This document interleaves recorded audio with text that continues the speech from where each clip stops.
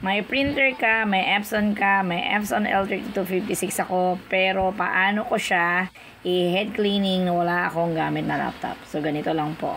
Kung teacher ka, panoorin mo to dahil kailangan mo rin matutunan to. Okay, as you can see, ayan, naka-on na ang printer natin. So, ang kailangan mo lang gawin para i-head cleaning siya nang wala kang gamit na kahit anong gadget or wala kang laptop. So, i-head clean natin siya. Ito lang ang kailangan mo gawin. Press mo lang to ng 10 seconds. Ako mamama rin. Ikaw mag-drive. At pag nakita mo nag-blink na yon, ay iangat mo na yung daliri mo. Drive mo.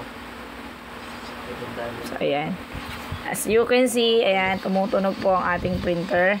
Yan po ay nag-head cleaning na. So, medyo matagal lang po talaga yan. Hanggat hindi po humihinto ang blinking na yan, ibig sabihin, siya ay on the process po ng head cleaning. So, wala tayong gamit na kahit anong gadget dyan. Walang laptop. So, kaya ayan.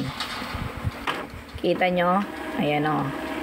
Yung tunog na yon ang indicator na siya ay nag-head cleaning na.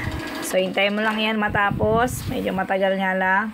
So, yun. O, kung may natutunan ka, paki-like and share mo naman tong video ko.